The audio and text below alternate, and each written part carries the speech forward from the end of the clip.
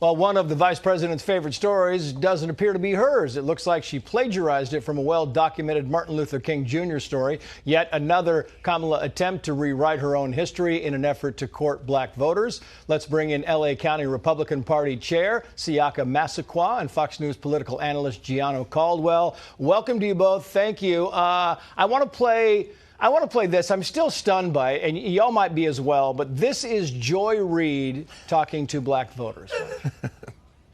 You're going to look real crazy being on the other side of that line, particularly as a person of color, but really as anyone who claims to have any connection to the culture.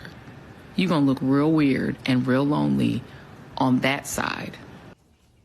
I mean, Siaka, it's embarrassing to say to yourself, much less on public, on video. It's actually super insulting. First of all, thank you for having me here. Of course.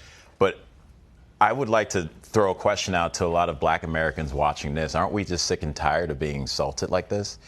Every February they throw out Martin Luther King about content of character, not color of skin, but yet every election cycle, you better or you're not black enough, or as Joe said, you're not black if you don't vote. So at this point in time, we need to be just over it.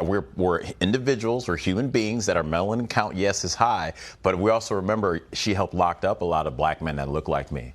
We also remember that she didn't laugh about it, talking about Tupac's her favorite artist smoking marijuana all day. She has been a living contradiction, all the while wanting open borders and wanting us to pay for criminals who come in. And I'm sorry, even if it's the mother with her child or the MS-13 gang member, when you crossed, that was illegal. You committed a crime. Let's be honest. Meantime, Gianno Caldwell, Black Lives Matter, not happy about this, saying, quoting here, installing Kamala Harris as the Democratic nominee and an unknown vice president without any public voting process would make the modern Democratic Party a party of hypocrites. I mean, what do you think about that, Gianno? Is that a fair assessment?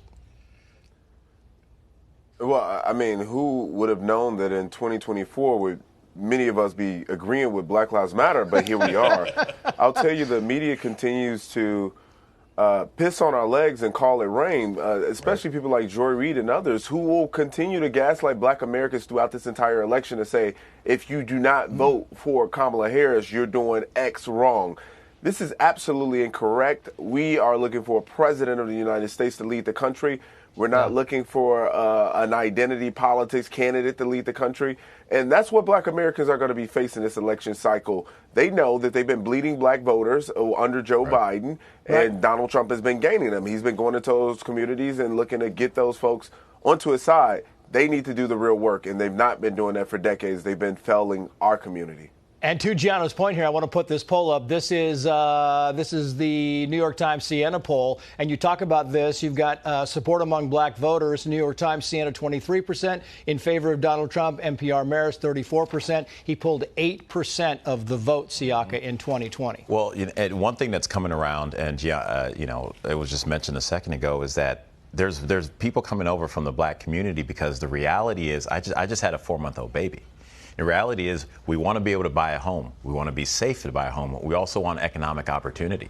When we look over at the Biden-Harris administration, they're more focused on people who aren't American citizens than we are. Right. So let's focus on that. Let them talk about their games all day. Let them try to talk about she wasn't a border czar. Let them talk. Let them bring up and just expose her to the world. We want to see it because it's terrible. Yeah. Let's not hide from it. Her record is Joe's record. Let's stop wanting to be like, well, what did Kamala just did? They're the ones trying to hide for it. Exactly. Here we go. This is the New York Post. Better served by Republican policies. Black men reveal why they are no longer Democrats. Mark Fisher co-founded the Rhode Island Black Lives Matter chapter in 2020. 4 years later, he's voting for Trump. He says the quality of life in predominantly black Democrat stronghold cities made him realize that left-wing policies do not serve their constituents. So we've got 30 seconds for you here, Gianno, but you have echoed this same sentiment. Chicago, New York, LA, you look at black voters who especially have been swamped by the migrant crisis, the loss of resources in our community. People have woken up to the reality of the Democratic Party, and I don't think people are willing to take it anymore. Donald Trump comes with a very unique message of economic opportunity that people want to see because they experienced it under his watch. Yeah, Gianno Caldwell, Siaka Massaquoi, thank you for coming on. Congratulations on your new son. Thank you, sir.